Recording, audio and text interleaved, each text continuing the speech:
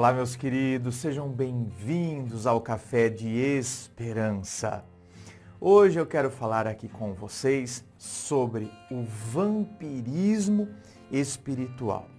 Lembrando a você que aqui a temática é sempre abordada, a partir da doutrina espírita, tá? Estou falando isso porque de repente você chegou nesse vídeo e você não gosta de ver sobre assunto espírita, então eu já estou te avisando desde já, certo? Para que depois então você não fique, não fique bravo comigo, tá bom? Muito bem, vamos falar sobre o vampirismo espiritual.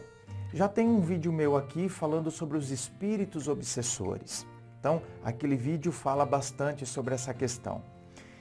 Dentre os processos obsessivos, há o caso em que o espírito visa especialmente sugar energias vitais do obsediado. Quem é o obsediado? É o encarnado, nós, que estamos recebendo a influência desse espírito desencarnado. E essa conexão se dá através dos fluidos energéticos que nós emanamos.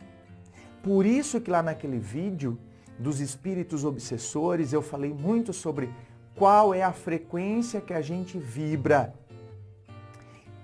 Esse campo vibracional, esses fluidos energéticos fazem com que o obsessor se conecte e acabe influenciando, de maneira negativa, para que façamos alguma coisa, ou, como no caso aqui, ele começa a sugar as energias vitais nossas, o obsediado.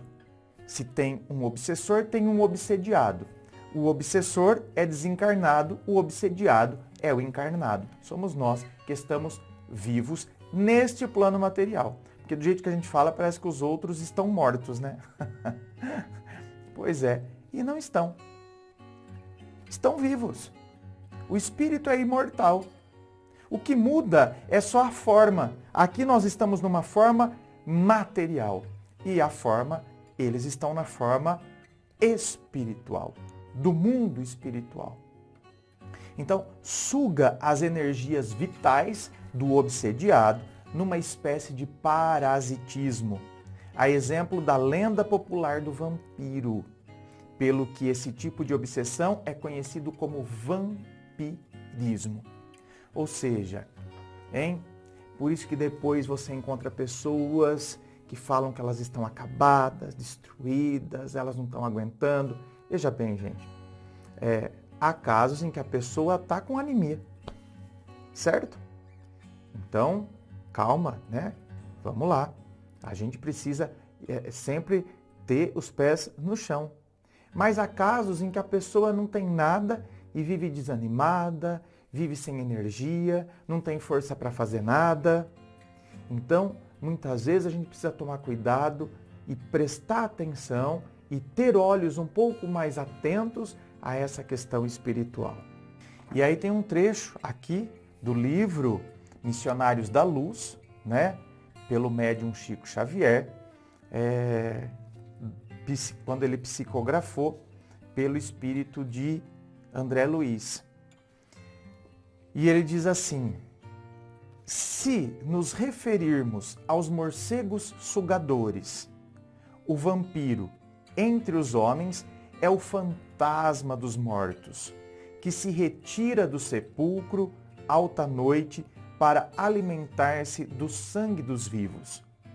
Não sei quem é o autor de semelhante definição, mas, no fundo, não está errada.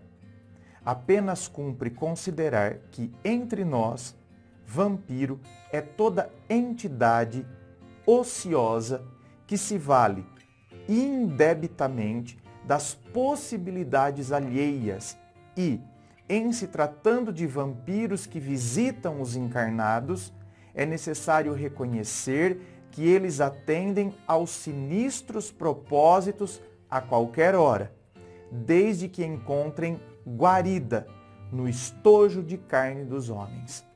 Ou seja, desde que encontre abrigo em nós. E se eles encontraram abrigo em nós, é porque nós estamos um tanto quanto fracos no mundo espiritual, não no mundo espiritual, desculpa-me, espiritualmente. Nós estamos fracos e eu vou dizer uma coisa para vocês. As obsessões, elas acontecem e é muito mais forte a obsessão quanto mais fraco formos moralmente falando. Então, quanto mais a gente cede a desejos, a situações viciosas, né? Então, quanto mais fracos nós somos moralmente falando, mais forte é o processo obsessivo. Então, é a tal história. Sabe a história do lobo que vai soprar a casa dos porquinhos? E a casa que era construída com tijolos não cai, o lobo fica até zonzo, sem forças, porque a casa está fortalecida. Então, o vampiro, ele encontra guarida em nós, porque de alguma forma nós estamos dando abertura, nós não estamos fortes, suficientemente fortes, para não permitir que eles adentrem. De modo geral, os vampiros espirituais são aqueles que, ainda bastante materializados, isso aqui é necessário que se preste muita atenção, eles estão ainda bastante materializados e apegados às paixões humanas. Então são pessoas que desencarnaram, mas não conseguem se desapegar das paixões humanas. Eles estão ainda muito materializados, nesse sentido materializados. Estão muito apegados a este mundo material. Então eles procuram associar-se fluidicamente. O que eu falei dos fluidos? A quem lhes possa nutrir. Então, nós emanamos, nós temos o nosso fluido energético. E eles não têm mais a matéria, eles não têm mais o corpo. Então, mas nós temos. Nós temos o que eles não têm. Nós temos a matéria, o corpo material. E aí, você, por exemplo, um espírito que desencarnou e que era alcoólatra, e ele não consegue desapegar disso, ele vai vir querer se unir a essa energia fluídica de uma pessoa que está alcoolizada. Então, ele consegue nutrir-se disso, através dessa troca energética. Então, voltando, eles procuram associar-se fluidicamente a quem eles possam nutrir, notadamente os que compartilham de semelhantes vícios.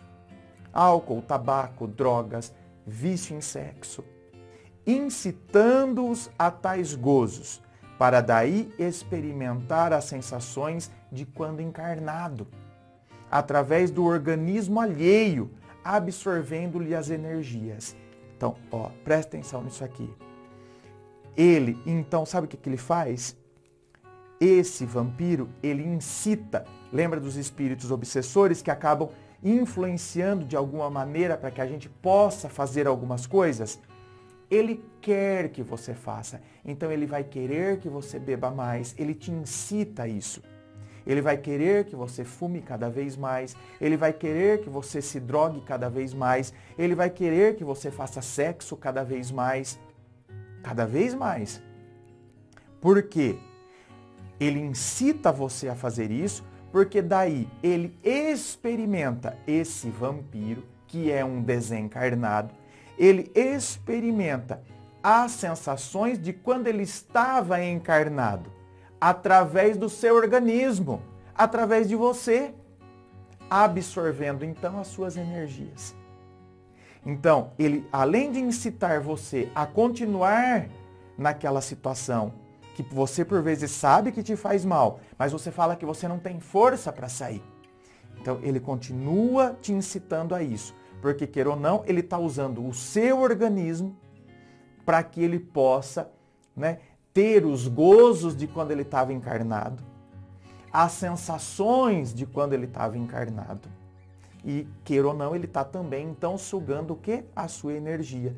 Porque ele está no mundo, ele está conectado nos seus fluidos e querendo essas sensações. E isso está drenando a sua energia. É por isso que o fato de você ter consciência disso já te ajuda. E se você acredita, é óbvio. Porque quem não acredita está dando risada. Não é verdade? Então, mas se você acredita que esses processos acontecem, então é aí que você pode buscar auxílio espiritual para que você possa se libertar disso. E tem uma prece, e eu vou te ensinar agora esta prece. Não se preocupe, porque eu vou deixar esta prece aqui embaixo na descrição do vídeo, certo? Assim é só você copiar e colar, certo? Para você fazer no seu momento de oração, na sua casa, tá? Então, é necessário que você tenha um momento de oração, é necessário que você eleve seu pensamento a Jesus, conecte-se com Jesus, peça a proteção do seu espírito protetor, do seu anjo da guarda, e aí você faça essa prece. A prece é o mais poderoso meio de que dispomos para desviar o obsessor de seus propósitos maléficos e para atrair a proteção dos bons espíritos. Então, gente, se o meu campo energético, o meu fluido energético atrai espíritos ruins, eu posso também, mudando isso, atrair espíritos bons. Por isso que eu estou falando, conecte-se com a espiritualidade. Ore, peça, creia. Esses espíritos bons que estão sempre de guardar para ajudar. Desde que haja comprometimento por parte daqueles que estão evocando eles.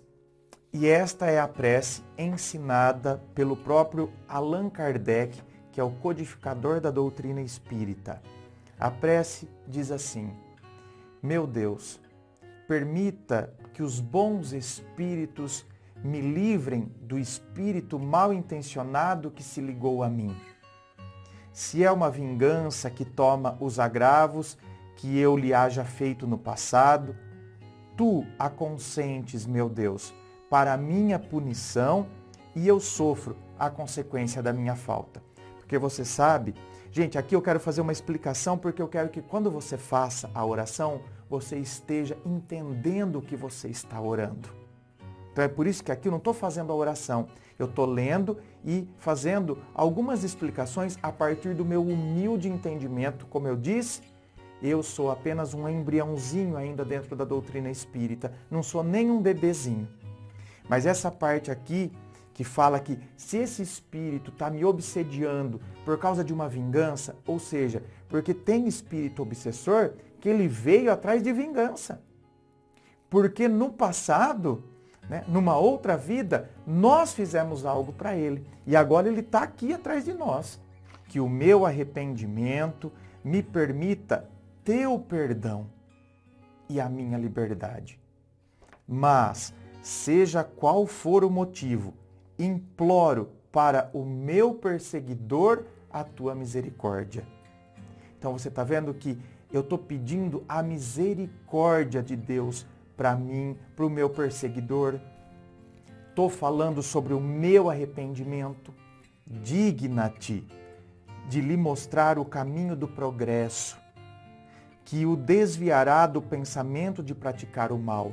Ou seja, você está vendo nessa oração, você está pedindo Deus, né, para que Deus possa se dignar a mostrar para esse espírito o caminho do progresso. Ou seja, para que ele possa entender que esse ato de querer se vingar de nós vai, inclusive, comprometer o progresso dele no mundo espiritual. A evolução dele no mundo espiritual. Possa eu, de meu lado, retribuindo-lhe com o bem, o mal, induzi-lo a melhores sentimentos. Então, quer dizer, você está vendo?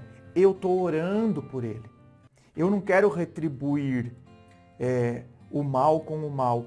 Eu estou retribuindo o mal que ele está querendo me fazer com o bem. Eu estou orando por ele, para que ele possa ter consciência, para que ele possa, né, querer progredir, evoluir no mundo espiritual. Mas também sei, ó meu Deus, que são as minhas imperfeições que me tornam passível das influências dos espíritos imperfeitos. Ou seja, se eu estou sofrendo influência dos espíritos imperfeitos, é por causa das minhas imperfeições. É o que eu falei para vocês. Porque quanto mais fracos somos moralmente, mais forte é a obsessão. Dá-me a luz que necessito para reconhecê-las, ou seja, reconhecer quais são as minhas imperfeições, o que eu preciso mudar, o que eu preciso evoluir, onde eu preciso melhorar. Combate, sobretudo, em mim o orgulho que me cega com relação aos meus defeitos. E a gente tem, não é? A gente consegue reconhecer o defeito em todo mundo, menos em nós. Qual não será a minha indignidade, pois que um ser maldoso me pode subjulgar? Ó meu Deus, faça que me sirva de lição para o futuro este golpe desferido na minha vaidade. Que ele fortifique a resolução que tomo de me purificar pela prática do bem, da caridade e da humildade, a fim de opor, daqui por diante, uma barreira às más influências. Ou seja, eu vou reconhecendo quais são as minhas falhas, eu vou melhorando, porque não adianta reconhecer se eu não melhorar. Na minha humildade, na prática da caridade, na prática da oração, do arrependimento. E com isso eu vou progredindo e aí então, conforme eu vou melhorando, eu vou me tornando uma barreira a essas influências negativas. Senhor, dê-me forças para suportar com paciência e resignação esta prova. Compreendo que, como todas as outras, ela há de contribuir para o meu adiantamento, se eu não lhe estragar o fruto com os meus lamentos, pois me proporciona ensejo de mostrar a minha submissão e de exercitar minha caridade para com um irmão infeliz, perdoando-lhe o mal que me fez. Então, a gente inclusive, né, está perdoando este irmão pelo mal que ele está porventura nos fazendo. Que mudança, né, meus queridos? Que mudança. Porque a gente vive num mundo onde a gente quer pagar o mal com o mal, a gente quer dar na cara da pessoa, não é verdade? E a gente esquece o que o próprio Jesus falou. Olha, se dá um tapa na cara, oferece a outra face. É lógico, né? No dia a dia não é isso. Me deram um tapa, eu não preciso retribuir contra o tapa, mas eu vou pelo menos, né, me retirar. Não vou falar para a pessoa, bate de novo. Mas Jesus usou dessa linguagem para querer dizer o quê? Não pague o mal com o mal. Com esta passagem, Jesus está colocando uma nova lei. Não é mais a lei do Antigo Testamento, a lei de talião, olho por olho, dente por dente. Jesus instaurou uma nova ordem, a ordem do amor. Não é eu ser trouxa de ninguém, mas é eu não pagar o mal com o mal. Estão me desejando o mal, eu oro, porque essa pessoa, talvez ela não esteja compreendendo o que ela está fazendo, talvez ela esteja num processo evolutivo diferente, talvez ela esteja me desejando o mal porque ela está passando por processos psíquicos onde ela se sente inferiorizada e aí ela precisa tentar inferiorizar o outro. É difícil? É. Eu falo por experiência própria. Eu estou começando a trilhar esse caminho, como eu disse a vocês, eu sou um bebezinho. E não é fácil, não. É difícil. Ou seja, eu estou aqui igual a vocês, viu, gente? Eu só estou compartilhando os ensinamentos com vocês. Ensinamentos que eu também estou aprendendo. Então não pense que eu estou aqui como se fosse um líder espiritual. Não. Não. Estamos juntos na caminhada. Eu estou fazendo uma caminhada junto com vocês. Se você curtiu, dá o seu joinha. Inscreva-se aqui no Café de Esperança. Fico aguardando a sua inscrição.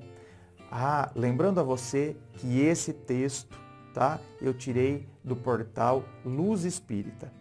E a oração que eu li vai estar aqui na descrição do vídeo. E o portal Luz Espírita tem me auxiliado muito nesses estudos. Eu acho que a gente sempre tem que dar o devido crédito. Sempre, sempre, sempre. Muito obrigado, meus queridos. Eu desejo que Deus me abençoe, abençoe a você.